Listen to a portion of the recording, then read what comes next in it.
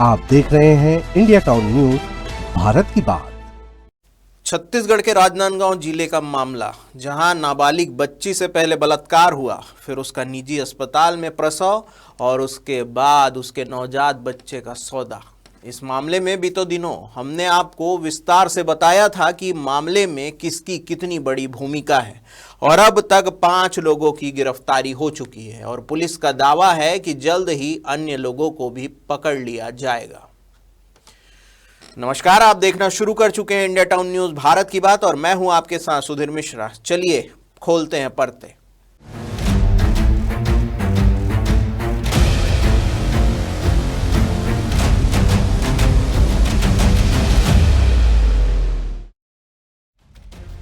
मामला कुछ इस प्रकार है कि 15 वर्षीय नाबालिग पीड़िता की मां ने बीते दिनों चिचोला थाने में रिपोर्ट दर्ज कराई कि उसकी नाबालिग बच्ची से गांव के ही एक लड़के ने बहला फुसलाकर शारीरिक संबंध बनाया है, जिससे वह गर्भवती हो गई थी। बच्चे की डिलीवरी के पश्चात उसके चाचा चाची ने बच्चे को किसी अन्य जरूरतमंद को दे दिया था। इस मामले में 8 जनवरी को बलात्कारी बालक को गिरफ्तार किया गया और न्यायिक अभिरक्षा में बाल संप्रेक्षण गृह में भेज दिया गया। लेकिन यह मामला यहीं खत्म नहीं होता है।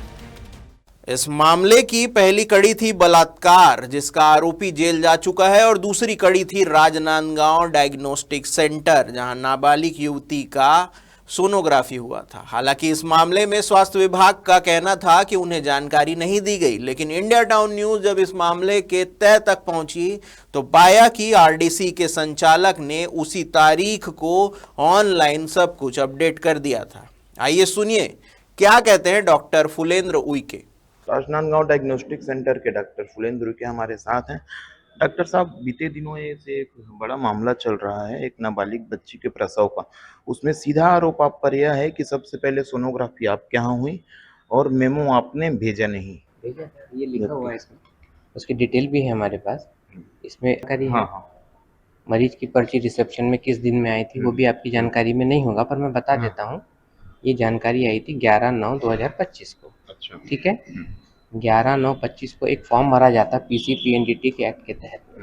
पीसीपीएनडीटी एक ऐसा रूल होता है जिसमें गर्भवती महिलाओं की पूरी डिटेल A to Z डालनी पड़ती है, ठीक है। तो हमने इसी दिन पीसीपीएनडीटी एक्ट के तहत एफ फॉर्म होता है, जिसमें सिर्फ गर्भवती महिलाओं की, चाहे माइनर हो चाहे मेजर हो। माइनर का मतलब होता है नाबालिग, उनका जानकारी हमको तत्काल प्रभाव से इस फॉर्म को भरना होता है, ऑनलाइन भरना होता है। ऑनलाइन हमने सेम डे भरा। इसके हमारे पास सबूत भी है।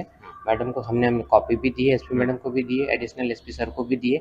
उसी बारे में मैडम और सर को जानकारी देने के लिए हम लोग आए थे कि हमने सेम डे इन्फॉर्म किया था। उसका सबूत भी है। सेम डे आपने इन्फॉर्म कर दिया था कि जिस महिला का वो हुआ है वो नाबालिग है। उसका कॉपी भी है मेरे पास, मैं आपको भी प्रदान भी कर देता हूँ। एफ फॉर्म हमने सेम डे भर दिया था 11/9 को।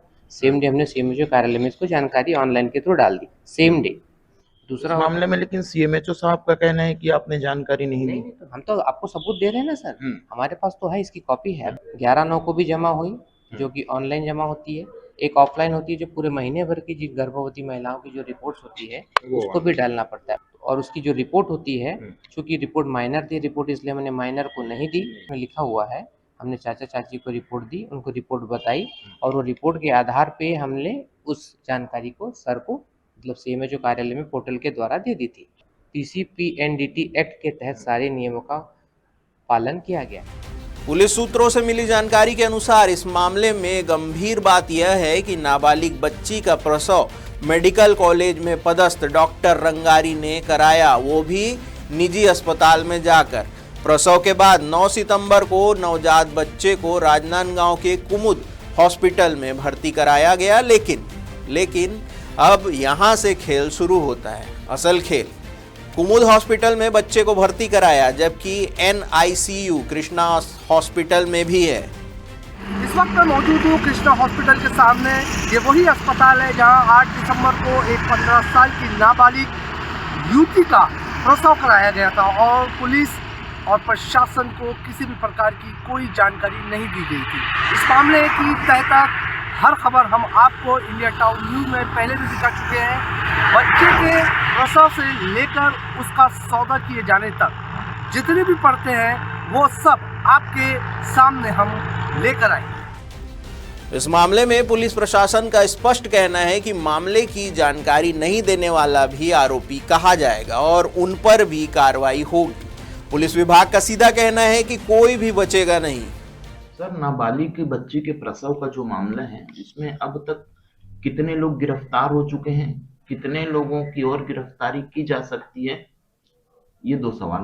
प्रमुख सवाल ये कि अस्पताल संचालकों के ऊपर कानून की तलवार कितनी लटकी है। अभी तक इस मामले में 3 गिरफ्तारी हो चुकी है। हमारे द्वारा सभी अस्पतालों में जाके जो संबंधित उनके सोनोग्राफी हुआ था, फिर जहाँ पे डिलीवरी हुई थी और जहाँ पे एडमिट करके उन्होंने फर्जी तरीके से नाम चढ़ाया है, इन सभियों का डॉक्यूमेंट हमारे द्वारा इकट्ठा किए जा रहे हैं। साथ ही साथ हमारे द्वारा जो सीएमएचओ ऑफिस है, उनसे भी पत्राचार करके उनको क्या जानकारी है वो लिया जा रहा है। इसके बाद में संबंधित जो डॉक्टर्स हैं, इनके विरुद्ध उनकी जो भी भूमिका रही है, या स्टाफ है, नीचे का स्टाफ है, क्लरिकल स्टाफ है, अकाउंटेंट हैं, डॉक्टर्स हैं, इनकी भूमिका तय करके उसके बाद उस पर विधिवत कार्रवाई की जाएगी। अभी तक में 3 गिरफ्तारी हो गई। अमूमन ऐसा होता है सर कि निचले स्टाफ वाले लोग शिकार हो जाते हैं, लेकिन जो बड़े मगरमच्छ हैं, अस्पताल के संचालक, वो बच निकलते हैं। नहीं, तो क्या इस बार ऐसा होगा? नहीं, बिल्कुल मैं आपको आश्वस्त करता हूँ कि इस बार जो आपकी भ्रांति है, इसको हम दूर करेंगे और जो एक्चुअल इसमें गुनहगार है, उसको हम बिल्कुल कानून के दायरे में लाएंगे और सलाखों के पीछे पहुंचाएंगे।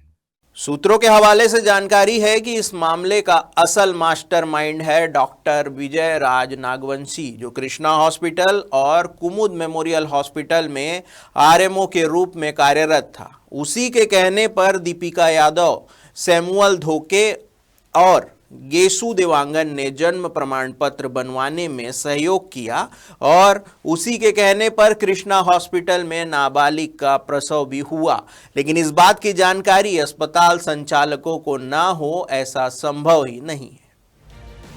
संस्कारधानी की मर्यादा को तार तार कर देने वाले नाबालिग बच्ची के प्रसव के मामले में न सिर्फ अस्पताल संचालक जिम्मेदार है, बल्कि सोनोग्राफी से लेकर बच्चे को गोद दिए जाने तक हर वो व्यक्ति जिम्मेदार है जिन्होंने इस मामले में लापरवाही बरती।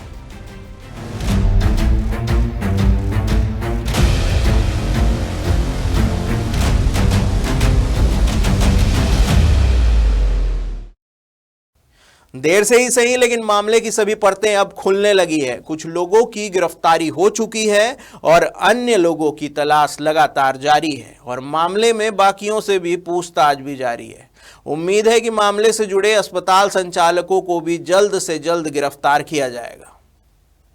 फिलहाल के लिए बस इतना ही। देश प्रदेश की हर बड़ी खबर को पहले देखने के लिए देखते रहिए इंडिया टाउन न्यूज, भारत की बात। नमस्कार। आप देख रहे हैं इंडिया टाउन न्यूज, भारत की बात।